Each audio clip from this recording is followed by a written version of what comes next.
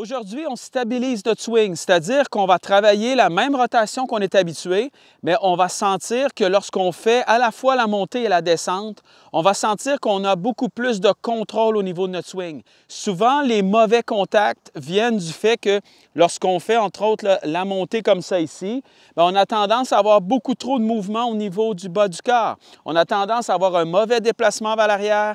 On a tendance, par exemple, à avoir des genoux qui viennent se plier ou qui deviennent trop droits ou qui bougent simplement trop comme ça ici, un vers l'autre. Lorsque vous allez vous installer, voyez que vous avez un espace ici entre vos genoux. Lorsque vous allez faire votre mouvement, on va travailler trois choses. La première, imaginez-vous que vous allez tourner en essayant de garder sensiblement le même espace entre vos genoux. Si vous avez tendance à trop bouger, donc à amener par exemple votre genou gauche complètement vers le droit comme ça ici, bien, le fait de travailler cet espace-là va faire en sorte que lorsque vous faites votre mouvement comme ça, vous allez être nettement plus stable au niveau de votre rotation. Si je fais mon mouvement et que mon pied vient légèrement se lever comme ça, c'est parfait, aucun problème. Ce qu'on ne veut pas, c'est que le genou gauche, par exemple, vienne littéralement ou presque s'appuyer sur le droit. Oui, je veux que mon genou bouge légèrement vers l'intérieur comme on avait déjà vu, mais je ne veux pas non plus qu'il vienne s'écraser.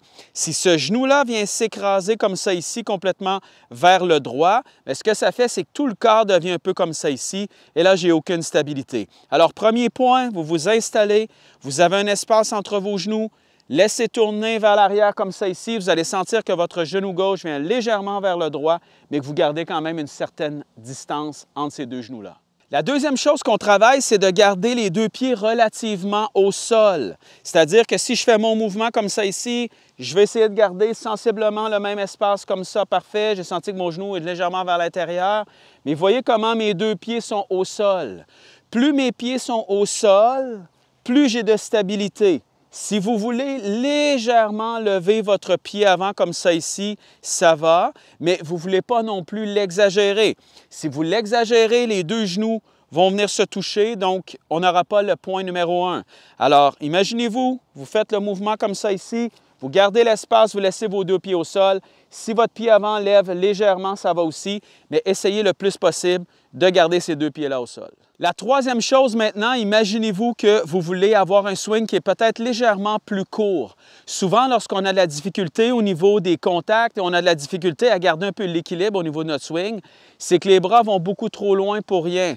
Lorsque vous allez faire votre mouvement, imaginez-vous les deux premiers points. Et imaginez-vous que lorsque vous allez faire votre mouvement, par exemple, lorsque vous arrivez à peu près à un 3/4 de swing comme ça ici, vous pouvez redescendre. Souvent, on va perdre les deux premiers points parce que nos bras vont trop loin ou on essaie d'avoir trop de rotation. Laissez tourner le corps, mais imaginez-vous, par exemple, un 3/4 de swing comme ça ici et vous allez voir que les deux premiers points vont être déjà nettement plus simples comme ça ici. Si je fais les deux premiers points, mais que j'arrive ici et que là, j'essaie d'aller, par exemple, ultra loin avec mes bras, bien là, vous voyez à quel point mes genoux ne travaillent plus du tout de la même façon. Alors, les deux premiers points, déjà, ne fonctionnent plus. Alors, trois choses. On veut les deux pieds au sol le plus possible. On va essayer de garder un maximum d'espace entre les jambes. Et lorsqu'on fait notre mouvement, on va essayer d'aller chercher un mouvement qui est à peu près un 3/4 de swing. Et vous allez sentir énormément de différence au niveau de la stabilité.